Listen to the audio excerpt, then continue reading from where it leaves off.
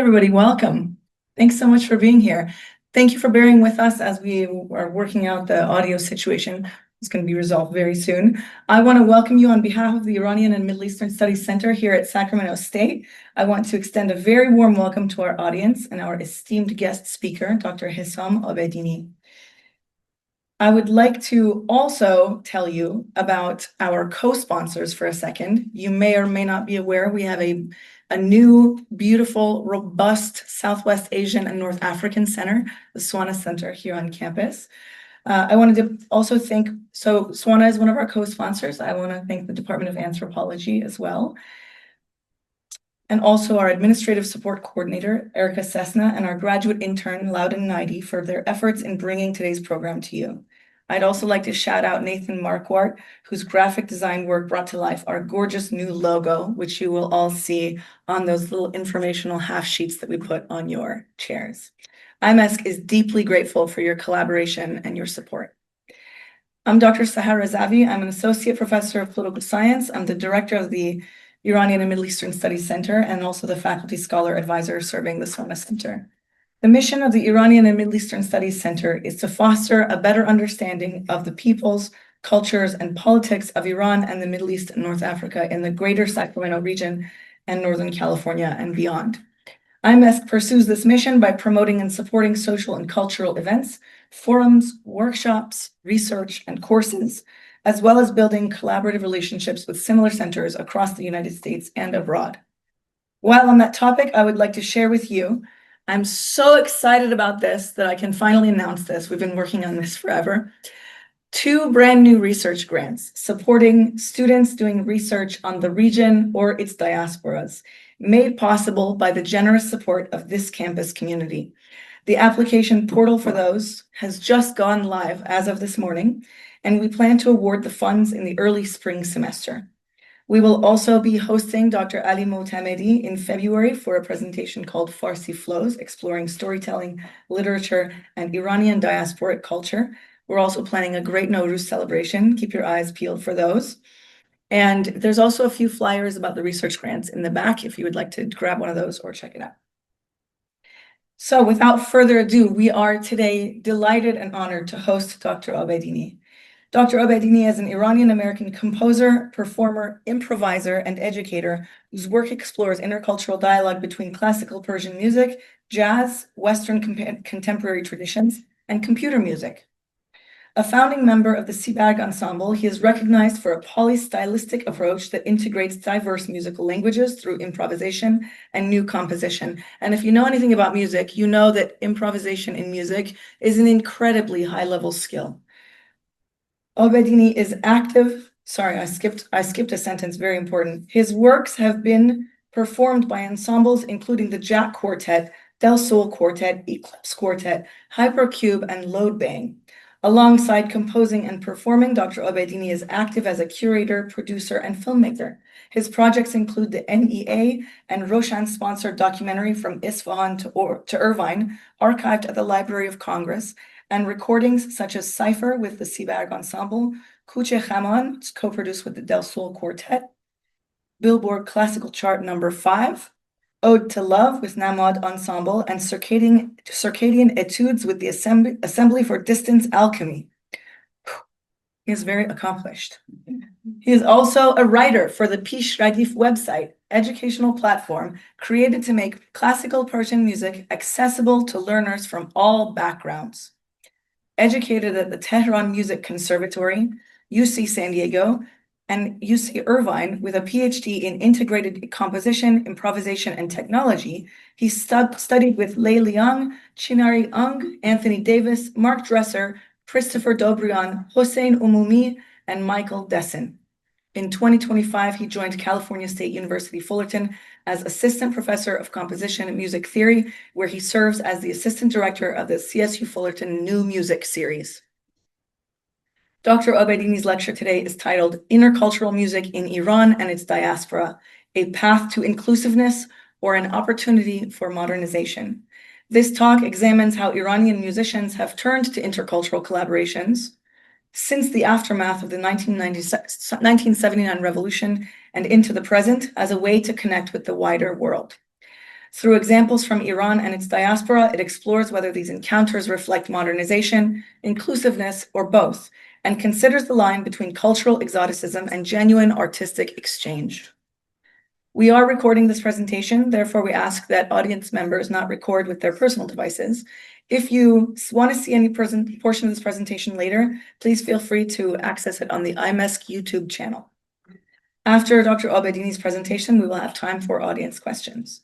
Without further ado, please help me give a very warm IMESC welcome to Dr. Abedini. Thank you. Thank you, everyone, and welcome. Sorry for the delay. We are gonna try one more time, see if we have sound. Nothing is coming up.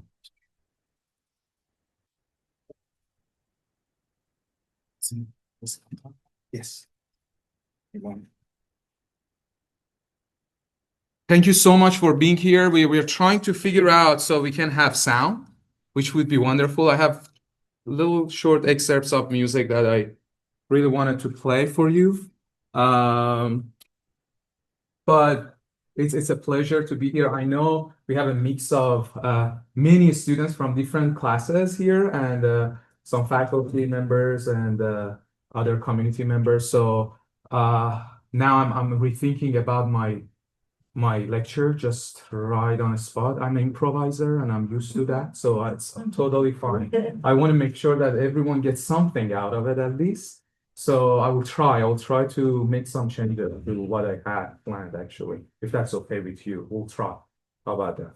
And as we are trying to really figure out if we can have sound. If we can't, that's okay too. We can figure out a way and live with it. So yeah, this talk and the reason behind it is a very personal one. So when I was working on my undergraduate and graduate degrees in the US, what happened to me was that I felt some sort of a pressure on me from wonderful mentors who I had and I worked with, where they taught, because I'm Iranian and I have this accent, of course you can hear my accent, my music should somehow be related to Iranian music as well. And I didn't understand why that is, because I grew up I do use and incorporate a lot of concepts from the Iranian music or Persian music. It's the same. But the kind of the pressure that you feel as someone who is coming from a different culture in the academia and trying to work on a specific discipline was kind of making me wonder of why that such a thing exists. And so I started questioning that, and I saw a lot of my colleagues and the other students who would come from different cultures and backgrounds and would practice Western classical music or Western contemporary music or jazz and different kind of genres that were not necessarily related to their culture. And they were not at all connected to the cultures or the countries that they were coming from necessarily, because since they started studying music, they were interested in that specific music that was not necessarily connected to their culture. So they didn't study their music of their own culture, and which is okay. It's totally fine, right? Do you agree with me? Kind of? Yes. Yeah. So then, but as soon as we would get to a university here in the US, would feel this pressure that everyone asks you, what about if you do something with Persian music? What about if you do something with Turkish music, with Arabic music, with Chinese music? And then some of them would end up in a trap where they felt like, oh, maybe I should. And then they would start doing it, but it was in a very superficial way where they were really not connected. They were not spending much time. They were like kind of using that culture or that musical culture as kind of like as a tourist. They would just go grab something and they would use it, and it became like some sort of exotic element within their music. So that always bothered me, and I felt like they are really the victims of the concept of exoticism. So that has been that really shaped my research. I became interested in kind of looking into this issue and see why that is. And then as I started researching about it, I started thinking about my background, my own background, because I was born and raised in Tehran, the capital of Iran, and I started attending a Tehran Music Conservatory when I was 11. So my middle school and high school was in the Tehran Music Conservatory, and I received my high school diploma in piano performance. So I studied Western classical music for 6, 7 years in a school back in Tehran, and I was a classically trained pianist, so I wouldn't really play any Persian music on piano. However, on the other hand, because I was interested in learning classical Persian music, I was taking private Persian vocal lessons. And so that's how I was kind of engaged with both musical traditions since I was a child.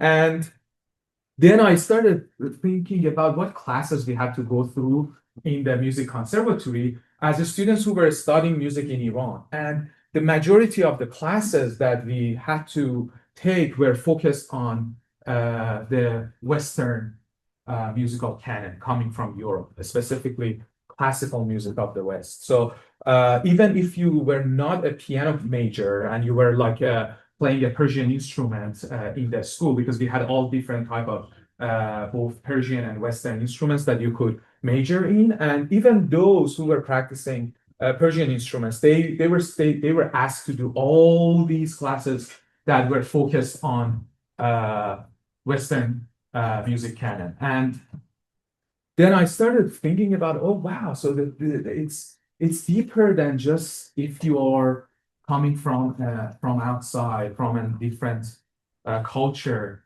that there is this kind of expectation of you bringing something from whatever culture you come from.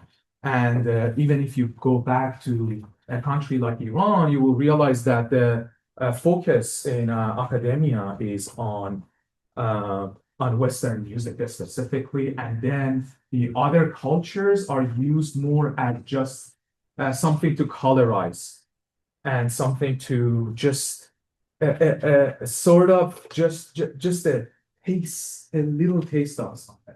It's like when you have sushi. I love sushi. I don't know how many people do, but when you have sushi and you have nigiris and you have a little wasabi on it, it's just a little taste. It's a lot. You feel it, but it's little, right? At the same time. So that concept of exoticism exists within the music academia. But then I started looking into the music industry, and what I saw there too. Sorry, that was great. Almost got it off. Yeah.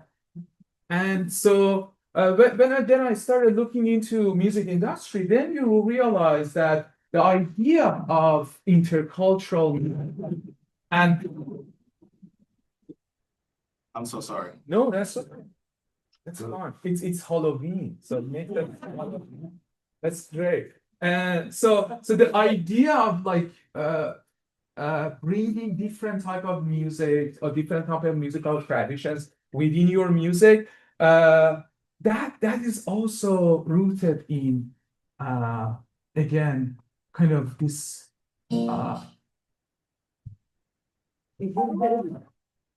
it's great. Thank you so much. Don't touch. It'll make the sound.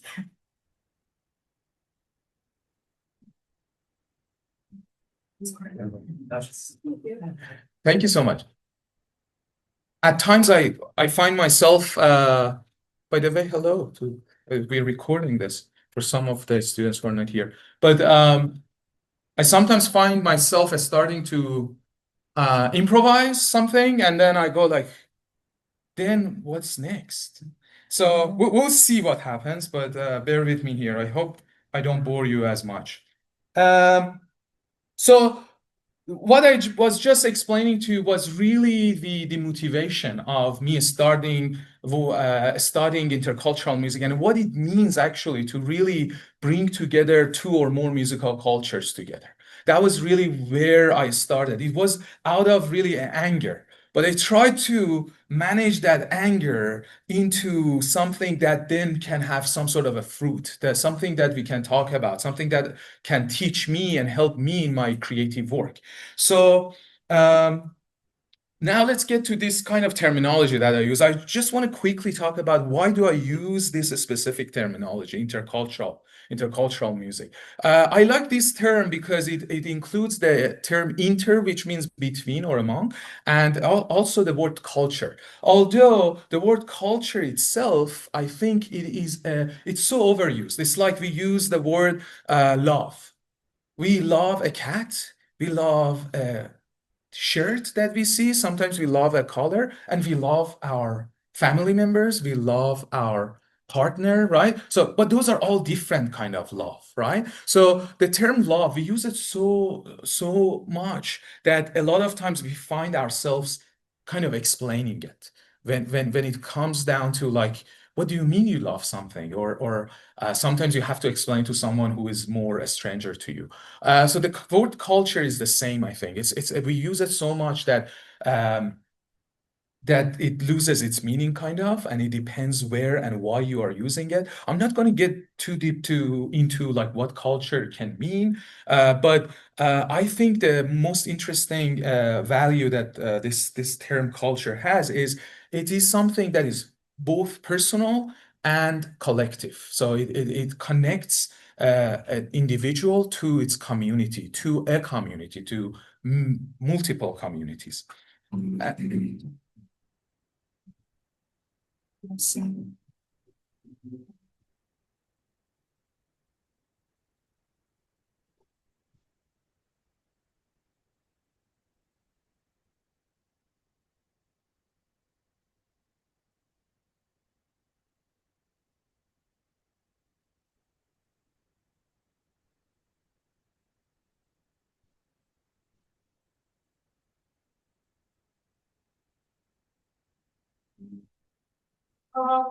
شبیم اومدی تازه کردی شهر خاموش دلم رو دوباره بازی کردی آتشی عشقا دیگه خاکستری بود اومدی وقتی به سینه نفس آخری بود. Okay, so the singer who was singing this beautiful song is probably the greatest Iranian female singer, a pop singer of all times, Gugush. Didn't sound like Katy Perry, did it? Not really. You have heard about Katy Perry? Yeah, and the news is all over yeah, how many people haven't heard about Katy Perry? Uh, and the recent news, anyone? Okay, so go check your Instagram if you haven't. But that's not what I'm getting at. But the music doesn't sound like it, right? It's pop music for us. It's like just Persian pop or Iranian pop music, but it sounds very different. The instruments kind of the same, but it sounds different, didn't it? Like the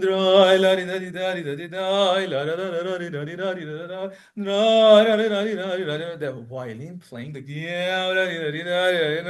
it sounds different, right? It sounds different than when you have a Western violin playing, right? So this music does have a lot of kind of intonation, the way that the music is played, the articulation, all that you hear, and also, of course, the language that was used.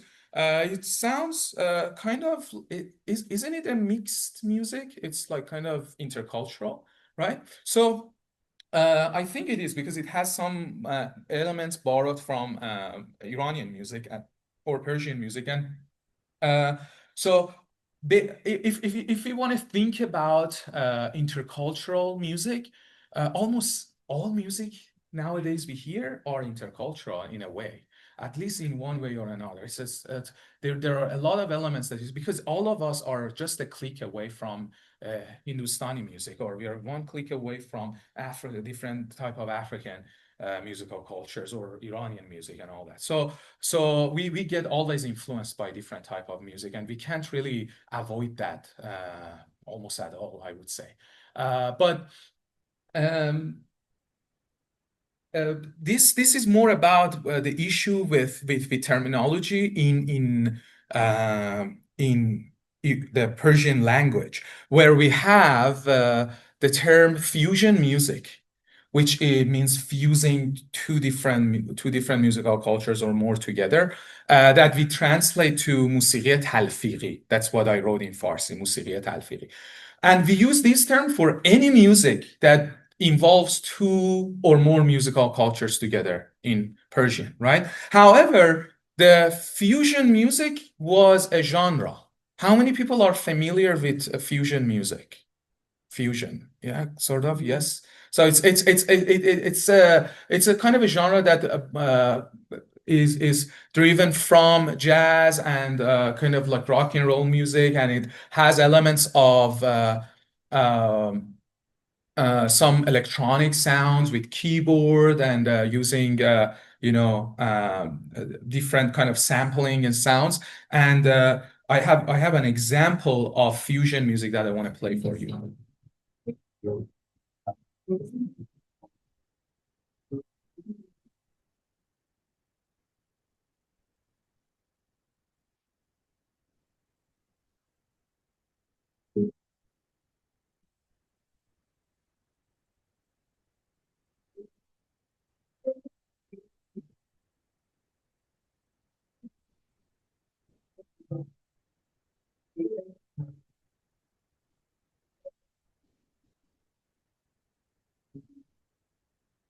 So this was Chick Corea, who passed not long ago. Beautiful music, and this is what fusion music is. It's a genre. It's a form. It's a label.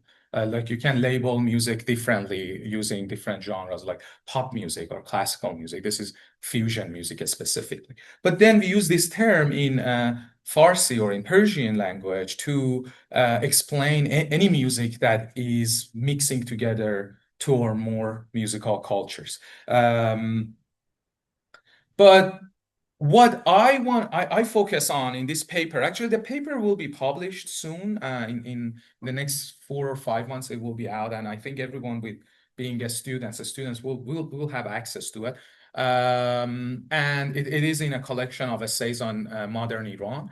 And in general, and in this paper specifically, what I focus on intercultural music is the music that introduces new possibilities through utilizing two or more musical cultures. And what I mean by that, I will try to explain it throughout this talk, but really it's my focus is not necessarily on a music like we just heard, the last two examples that I played for you, where you have a taste of Persian music within kind of Western pop music space, where you have guitars, you have violin, you have keyboard, you have drum set, and someone sings. It's like a song base. Or when we heard the Chick Corea's combo, where it's like jazz, but you have some sort of electronic sounds, and you bring this kind of like rock and roll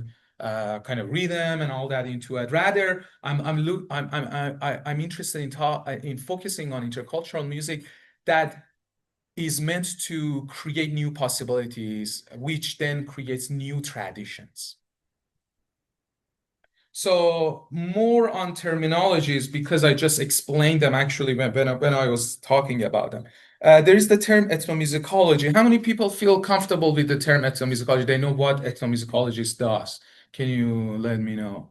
Okay, so I will kind of explain it because I didn't see that many hands, like half of you. So ethnomusicology is a field of study, and the focus is specifically on studying non-Western musical traditions or more minoritized musical traditions nowadays. When I came to the States, I loved jazz music since I was a kid.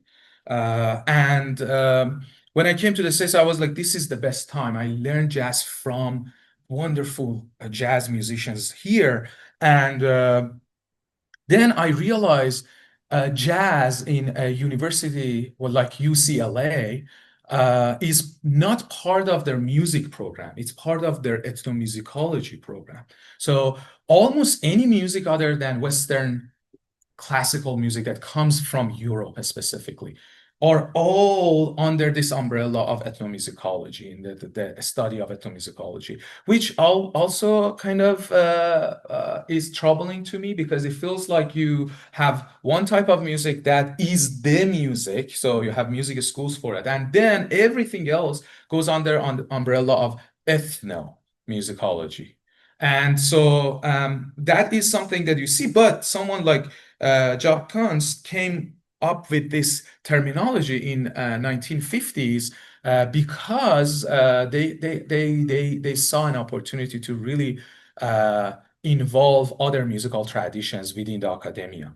But the word is ethnomusicology. It's too heavy. It's too scholarly. It sounds too academic. So in 60s we hear that a lot of scholars come up with the idea of using the word world music, just talking about music of other cultures as world music. And now world music, unfortunately, a few years after, which was more like popular term for ethnomusicology, it became a genre again. So the industry started liking the term world music. And there are a lot of actually records that on them it says world music. It's like you buy like a record in late 60s that it says jazz, but then you have world music, then you have classical. So it becomes like a genre, a term that industry uses, which then kind of loses its value because almost any music then you have. And now if you go to Spotify or Apple Music or YouTube Music, and you search world music, it's a genre, and you will find wide ranges of music that is under this terminology. And even if you find a classical Persian music, it's probably under the world music. So it's like a huge genre that doesn't really have a meaning anymore, except that it says something should be little different. That's basically what it is. And different from what is from either Western classical music or even it can be just a little bit different from jazz, and it can be world music then. Then in the late 80s and 90s, we see that raise in the academia where a lot of people and researchers focus on cross-cultural studies and finally intercultural studies and intercultural music. That is a term that then in the really late 90s, you see that it's used in academia. So that's where I kind of get the terminology intercultural music from, and mainly I'm interested in that term because it kind of also a lot of intercultural studies focuses on the issue of power dynamic and a specific power dynamic in music, where I was just talking about it, where like they discussed this issue of having one music like Western classical music to be more dominated in an intercultural collaboration, and the other less presented or underrepresented musical culture becomes kind of like an exotic element within that music. So as I was talking about, well, there are very few of you who are Iranians, and even if you were not able to read this because it's so small. But this is the this is the program. So of course in Farsi we write right to left, right? So it goes this way. And this is the first year of high school, second year of high school, and third year of high school. All the courses that you have to take in the conservatory, in Tehran Conservatory, where I studied. And I mean, I will just explain this to you, but almost we have 16 different courses, as you see, and then and in second year 17. But out of these 16 courses, 7 of them are focused on Western classical music, which is a large number. And this list includes the general courses that you have to, like GE courses that you have to take. And only 3 of them, and in 1 year, 4 of them are focused on classical Persian music. So this is the issue of power dynamic that exists not only in the music industry, but also in academia, where there is much more weight given to Western classical music tradition. So the history of in this paper, I kind of give I go into the history of intercultural music practice in Iran specifically, and then I look into the practice of intercultural music in the diaspora. So when we go to the early recordings that we can find in Iran, we see that there are a lot of collaborations in which there are music made that are in form of Western classical music, but some of the instruments, Western instruments, are replaced by their Persian encounters. Like we have violin that is replaced with the kamanche, which is a Persian bowed instrument. And there is one example that's one of the earliest recordings that was recorded between 1933 to 1934. And there is a singer, Sayyid Jawad Badizadeh, and a musician who created this track and recorded it, Hediye Khak, gift of dust. That's the meaning of it. So let's listen to this really quickly.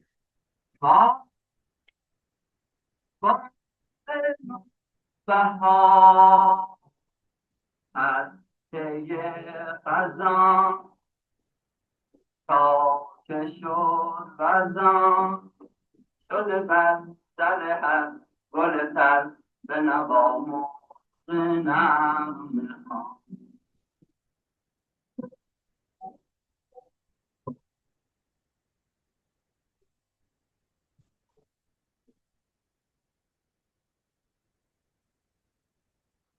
So this one is like a song, and it also kind of a waltz, right? The ba bum boo ba boo ra ba ba ba. It's kind of a waltz. So took the idea of waltz and then had like music, like a few Persian instruments replacing the classical Western instruments, and recorded this. So this is one of the earliest recordings in which we can see that there are elements of Persian music and European music mixed together. Then we have the Golha radio program that was broadcasted on the Iranian radio from 1956 to 1979. This is like over 22 years. And that basically Golha program went all the way to 1979 when the Islamic Revolution happened in Iran. And so they stopped the program then. And in Golha radio program, they had an orchestra. It was an hour-long program that was broadcasted every week, once a week, and it would bring together Western instruments with Persian instruments, and the focus was mostly on celebrating Iranian or Persian classical poetry and music. But it was through Golha that we had the very first mixed orchestra created, in which they would write music for both Western instruments with Persian instruments all together playing together. And sometimes actually there was a program for 2 years where it would start with a theme song. The program would start with a theme song that was a completely classical Persian music melody, and even the intonation played on clarinet. instead of playing it on the Persian ney, which is the classical Persian instrument. So let's listen to a short excerpt of a piece played by Golha Orchestra, which is a mixed ensemble.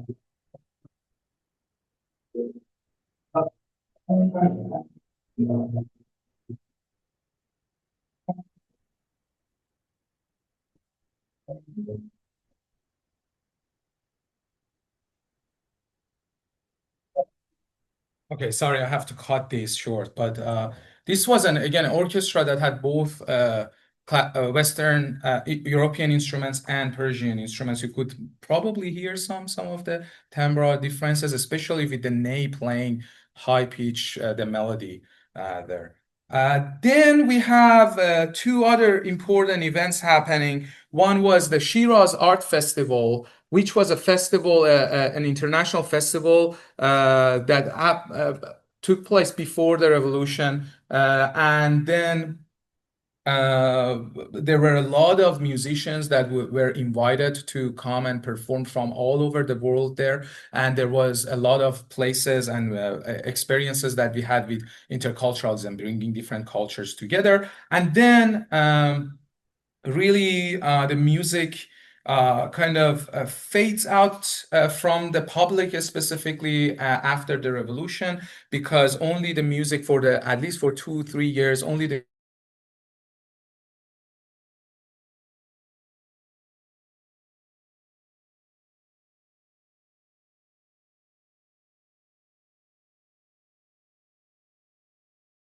early 2000s when more music was permitted and more musicians were able to then create music. However, there was there is a very severe vetting process on what music is permitted and what is not. So when we talk about Western music in Iran and Iranian music in Iran, we always see that there is a conflict. There are we can say two main groups and one group believes that Western classical music is the music, like how we have it in a lot of universities here, almost all universities. Then and if we want to have and that's the main music, and then the rest is just Persian music, other type of music are just around it. Then it's like auxiliary kind of music that you sometimes use, and if you have it, it's good. But then there are some people who think no, that's not the case, and we should think of them as equally important music, and that issue always existed. I remember as a child going through the conservatory, a lot of musicians and mentors who I had, and they were basically they were teaching courses on Western classical music. As soon as they would know that I also sing classical Persian music, they would ask me to stop taking lessons because they thought that's not good music. It's bad for my ears, which I never understood really why. And and I ended up becoming a professor and teach Western music. So there was no problem with my ears, I think. But they thought there will be a problem. And that came from that mindset of that Western classical music is the music. The rest We don't know what it is. And that happens actually when Europeans go to Africa and they start listening to the music like poly rhythm musics when they have two different type of rhythms going on at the same time. They call it wild music because they thought this is what, why would you play these strange rhythms that you can't follow, or you can't put it in 2 or 3 groupings and create meters. So they thought, okay, this is not the music, this is not civilized music, and they would call it wild music. And of course nowadays it's very things has changed a lot, but that was the case. And I think that kind of mindset, of course, has faded out a little bit, but it still is there, unfortunately. That's at least my experience. But so we have two different groups kind of where they think like Iranian culture, not necessarily the Iranian society, but Iranian culture can, and including music, can be modernized through taking elements from Western music. It can't be modernized within itself. It can't evolve within itself, and it needs something external to come in and help it basically making it more up to date, we can say. So that division exists. And here I have a video which most of you won't understand what's going on, but there is a conversation between the Queen of Iran and the King of Iran before the 1979 revolution, and where the king is disagreeing with the queen sort of harshly, was saying that our music, which then it refers to the classical Persian music or folkloric music, hasn't done much for us in any situations that when we were in difficult situations. So I will just play this really quickly.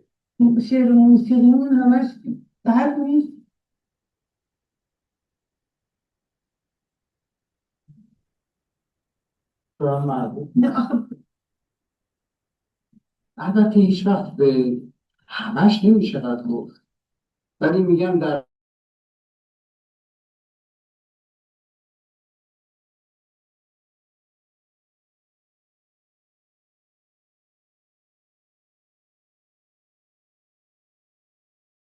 our poetry and music is bad, and he says, I don't care, it's none of my business.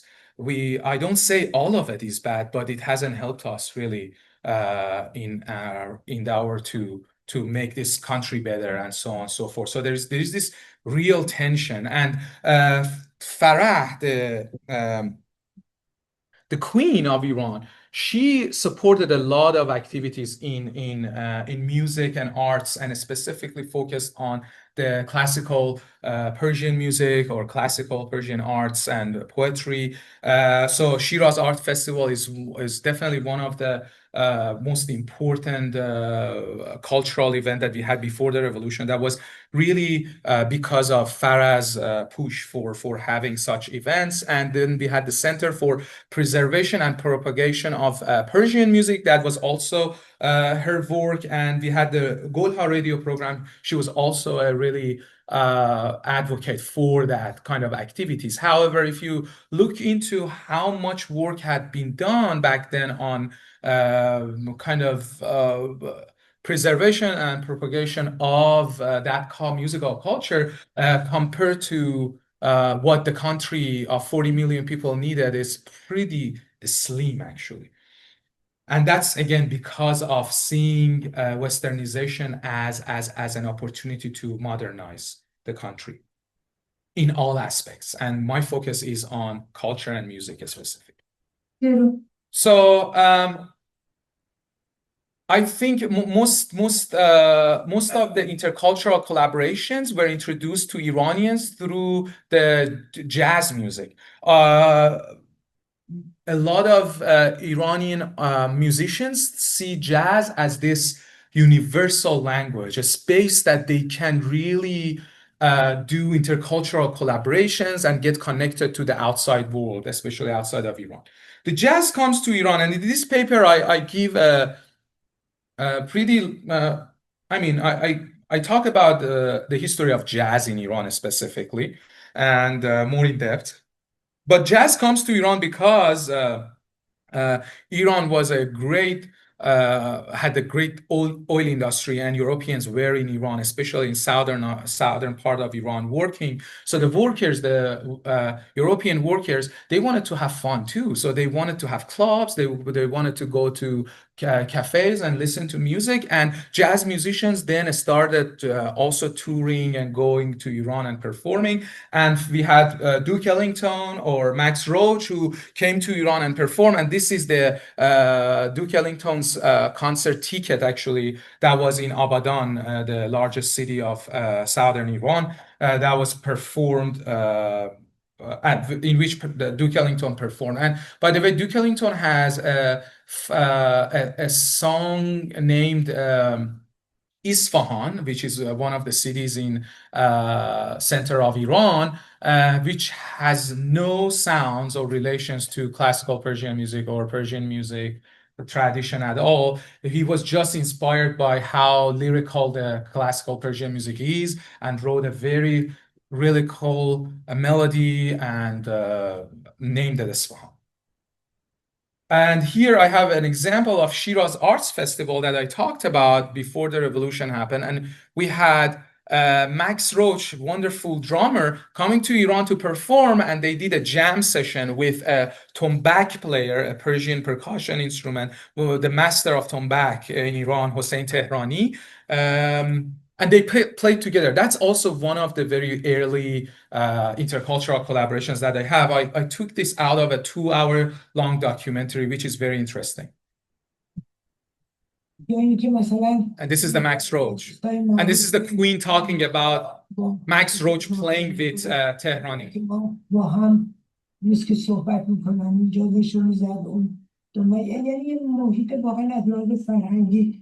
خیلی خیلی جالب بود و خیلی کسا رو کمک کرد که به طرف فرهنگ و هنر این چیزا بره.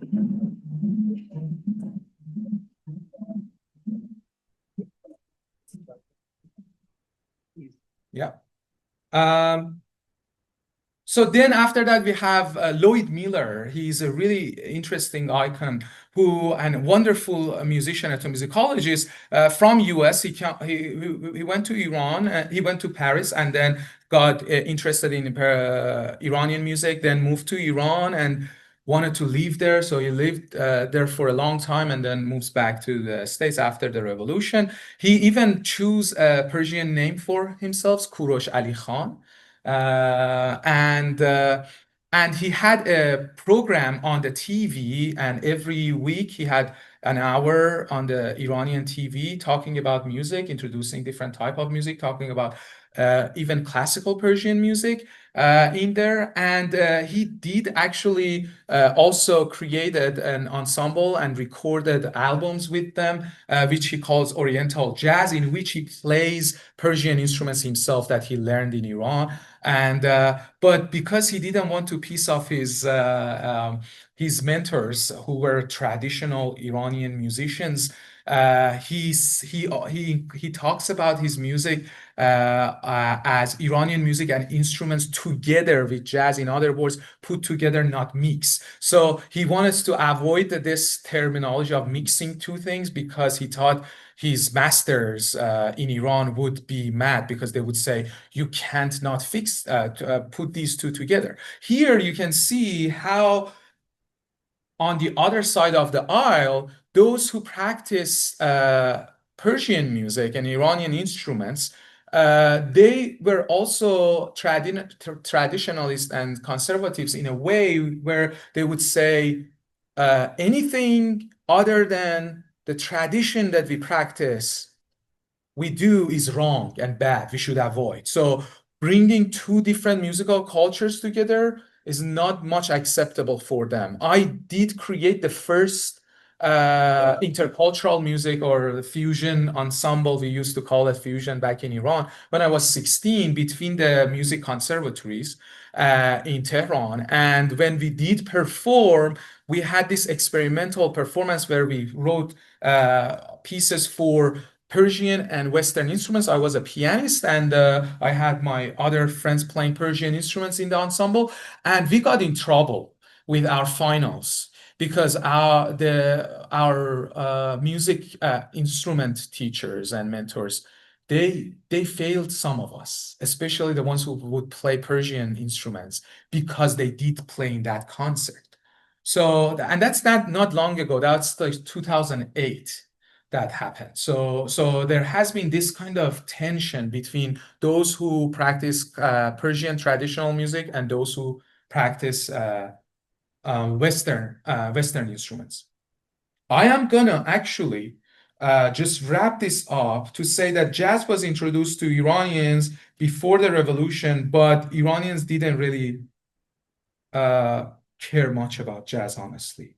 There was not like any kind of market for it, and there were not many Iranians studying jazz. However, after the 1979 revolution, we see a shift, and where jazz becomes a music that a lot of Iranians and Iranian musicians wanted to practice, and that's especially in the 2000s, early 2000s.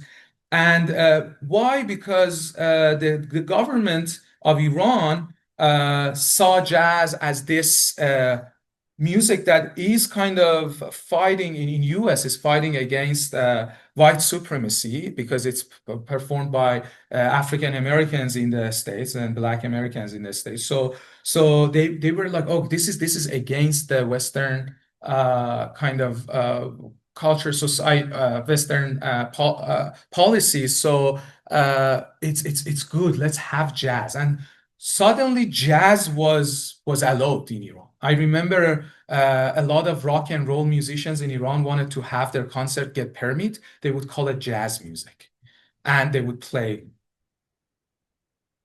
wrong.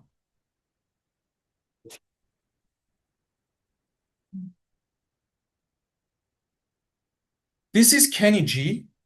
How many people know Kenny G? Okay, so this is Kenny G, and I grew up hearing this. I don't know what happened to the sound, but we are losing it again. But okay, it's there. So and I grew up listening to Kenny G. That was jazz music in Iran. That was permitted, where most music was not permitted in 1990s, but Kenny G was permitted because it sounded like jazz. And then there were some Miles Davis albums that we had at home, the cassettes, and you could hear this music in elevators, in coffee shops, in restaurants. They would play Kenny G because it was instrumental and it didn't have text, so it was easy. There was not any, like, nobody was able to tie it to any kind of cultural or stories or political motivations, and it was jazz, so it was against white supremacy. So they were using that, but it was Kenny G, right? So they didn't care about what it is. It was just the concept of it. Then we have a lot of musicians jazz musicians in Iran. I'm gonna skip because we lost some time, and I want to wrap up in 2-3 minutes so we can have Q&A. One thing I want to focus on is a lot of jazz musicians in Iran started to think about how then, after the heavily restrictions that came with this with the Islamic revolution, especially for music, how can they get out of their cocoon and get connected to the outside world and do more experimentation and have their music heard more and more? And people like Hamza Yagane, who was born in 1977, a wonderful and fine jazz musician, very active. You can definitely, I would suggest that search him on YouTube and listen to his music. It's wonderful music, where he brings in elements from specifically Baluchi music from south east of Iran, and into jazz. He brings jazz and this music together, and he thinks that by bringing the form and chords from jazz music and mixing it with music of Baluchi music of Iran, he can then improve the Baluchi music in some sense, because he's giving form and harmony to it. But also he sees, and he says it in the last sentence, I believe jazz music is an international language and a means for different cultures to communicate, but in an isolated country like Iran, it may be seen as a protest to the political situation. So he also used jazz as a way to stay politically active, but he doesn't want to, but he thinks that everyone will see him as someone who's politically active as well. So it's kind of like, again, a struggle and paradox there. But then if you look at the jazz musicians who practice outside of Iran, like Hafez Modirizadeh, who was actually born and raised in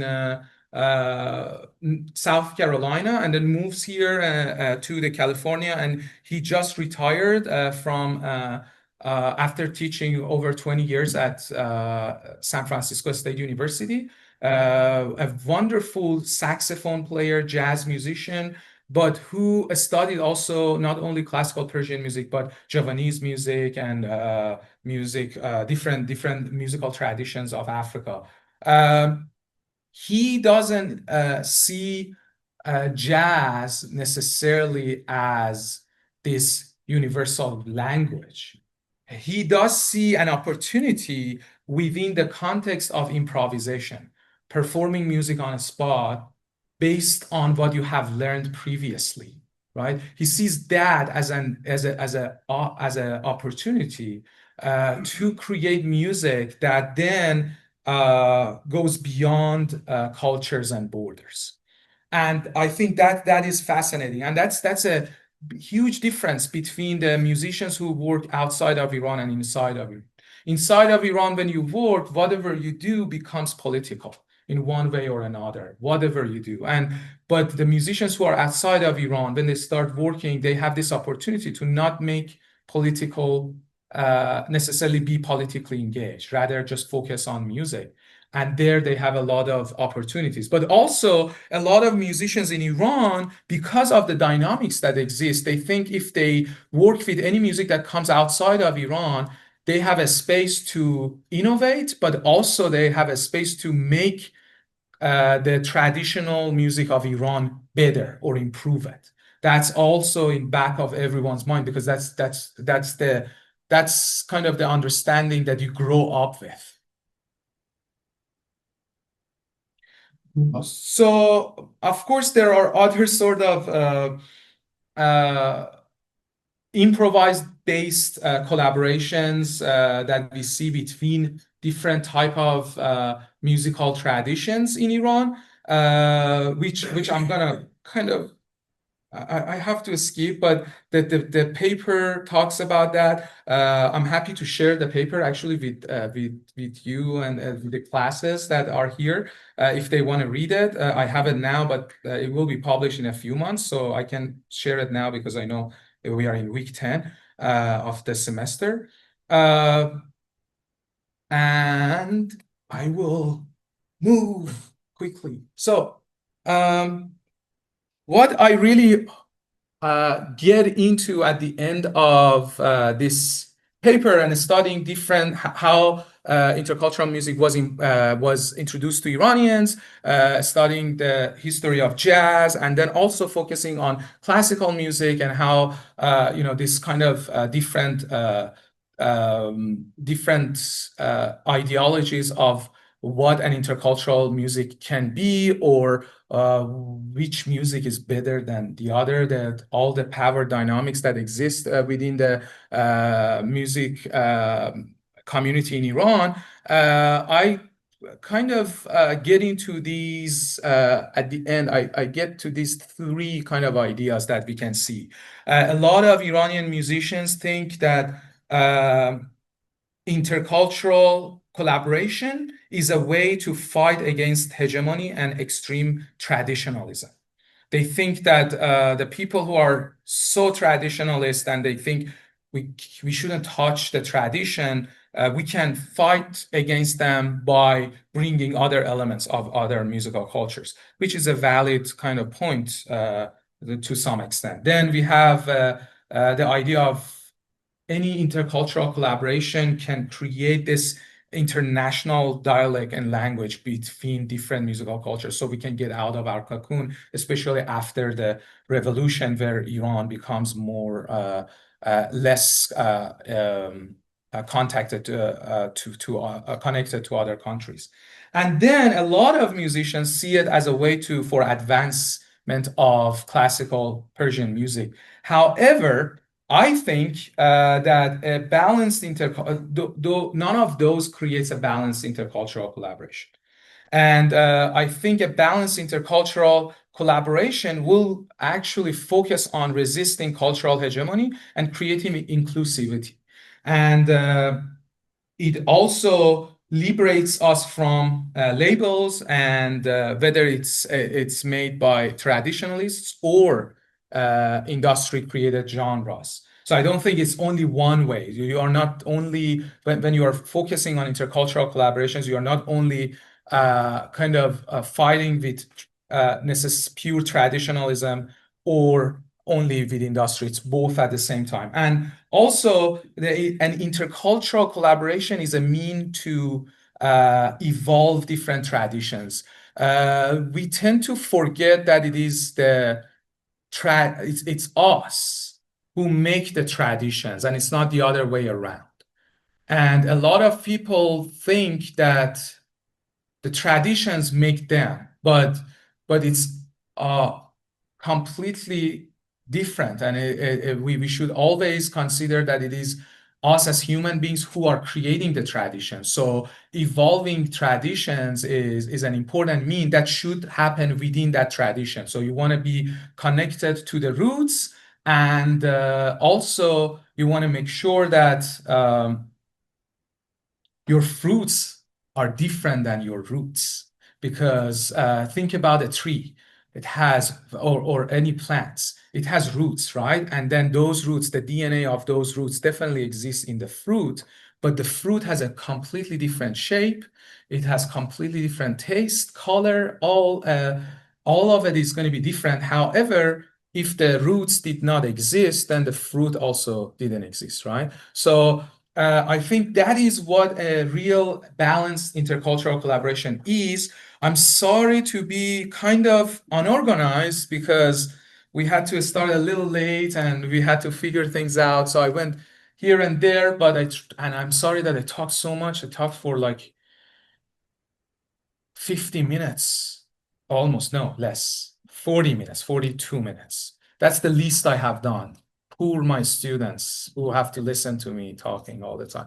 But thank you so much. And I would love to hear your thoughts and see if there is any question I can clarify.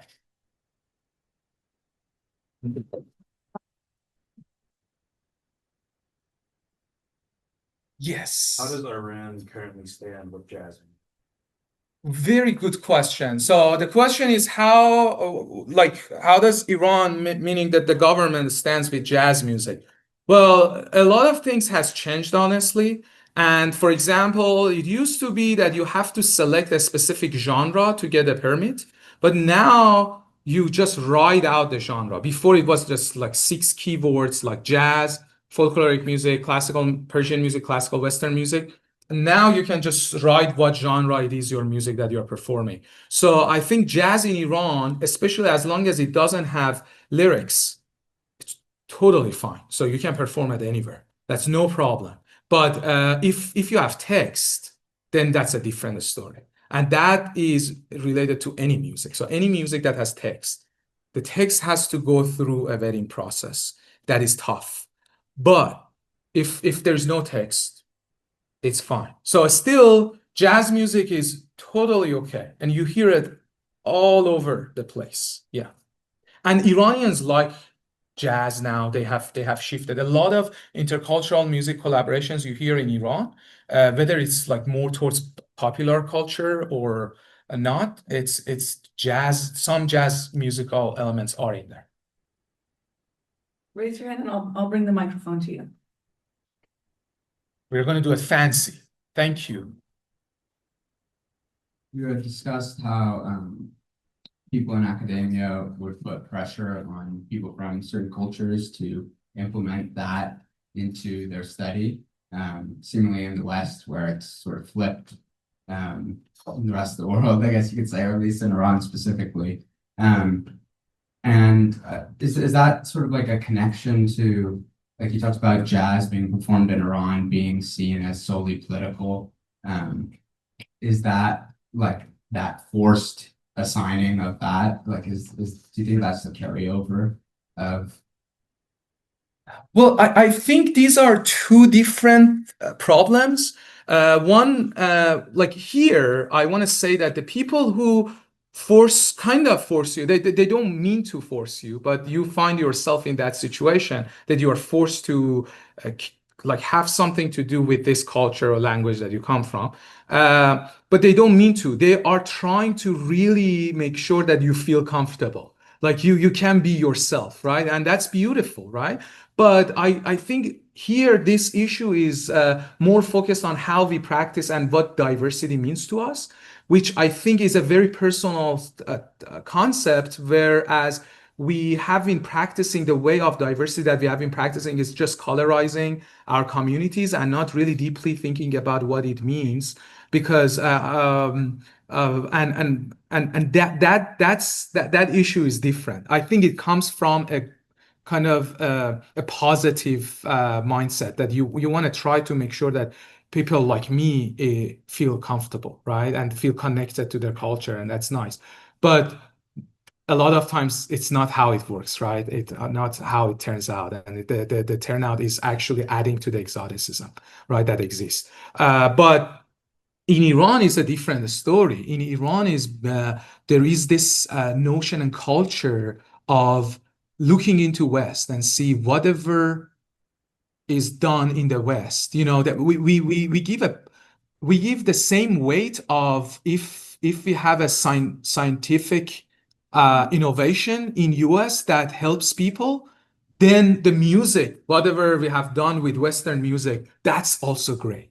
If we have like if they came up with a laptop and or an electric car, that's a great thing. It saves you a lot of different things, you know. But then their music is also, or their you know, the way they raise their children is also whatever they do in their society, whatever they do in culture, those are also great. We give the same weight to both, whereas it shouldn't be the case. That's kind of what I wanted to focus on. That is, we should enjoy, and we should love different and get connected to different musical traditions for their own importance and sophistication. We shouldn't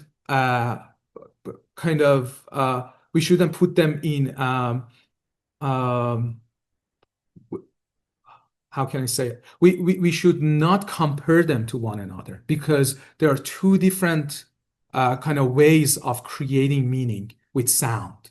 And there's just two different ways and two different cultures. So we cannot look into them and compare them to one another and say, oh, this one does not have harmony. Let's add harmony to it from here, and now it's better. That's not how it works, because it's a different culture, different sonic culture, and it requires different attention and different theories. Thank you. We have time for one more question.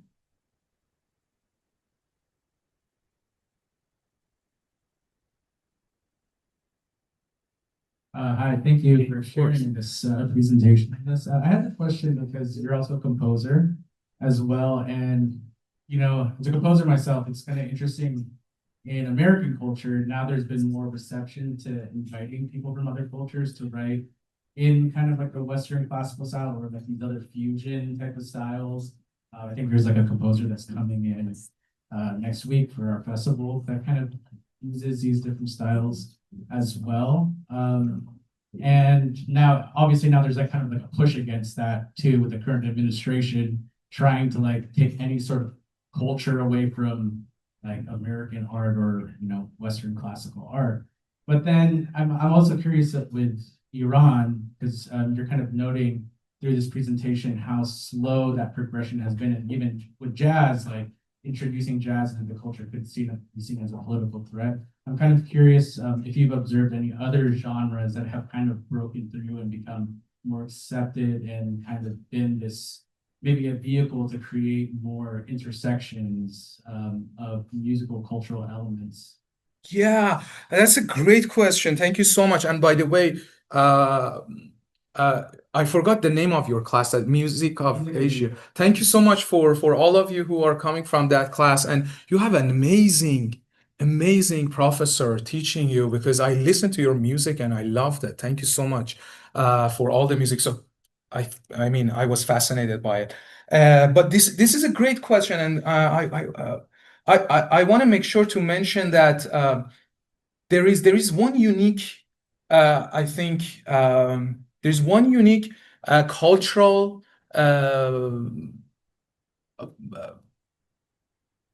significance that we can see in Iranian society, which is how we localize different type of music and different type of music genres. There is a book that Mark Levin, a professor of history at UC Irvine, wrote about metal music in 7 Islamic countries, including Iran. So he went to Iran in early 2010 and early 2000s actually, and he witnessed how the significant difference between how metal music is practiced in Iran versus other countries around it, like Libya, in Dubai, in Turkey, is that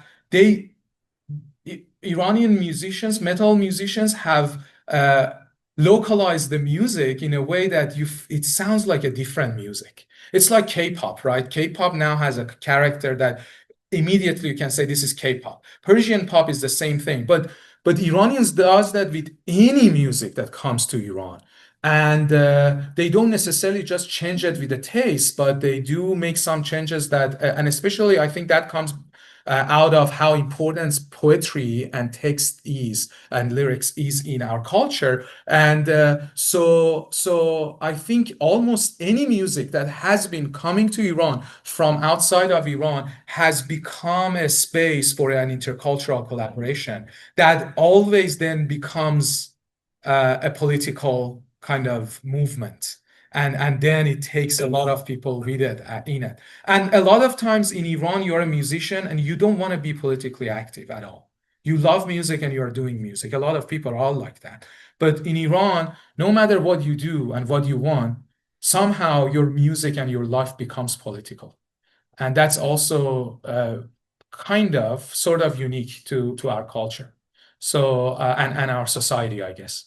So I think there are a lot of music. Almost any music comes to Iran becomes an intercultural collaboration space and becomes actively involved with a political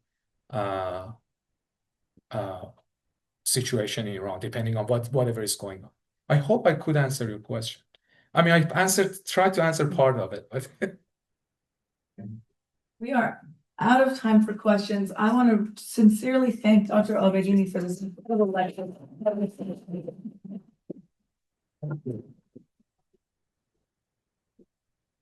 I forgot to say thank you so much for having me.